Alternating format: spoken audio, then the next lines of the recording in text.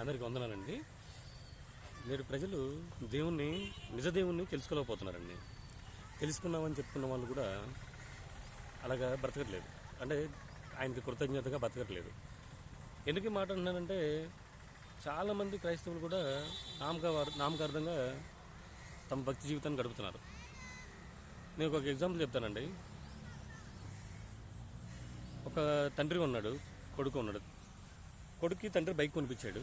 ఆ బైకు కొడుకు తీసుకెళ్ళి దాని మీద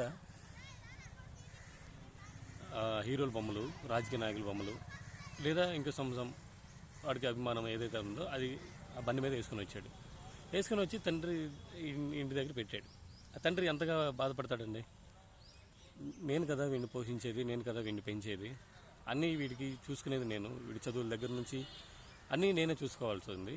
కానీ వీడు నా పేరు కానీ నాకు కృతజ్ఞతగా వీడేమీ చేయలేదు.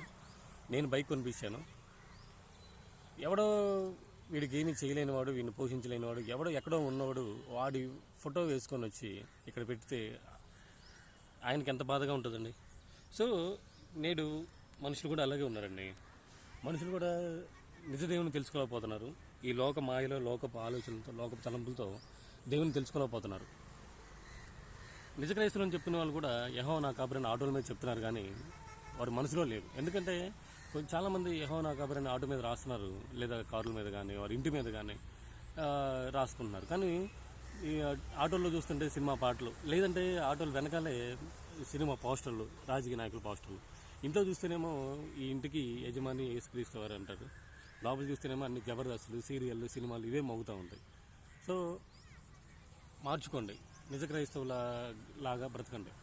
క్రైస్తవులని పేరుకే కాదు, ఏదో నామకే సండే వస్తే క్రైస్తవం, ఆ రోజు ఒక్కరోజు క్రైస్తవం కాదు, ప్రతిరోజు మనం క్రీస్తుని ప్రతిబింబ చేయాలి.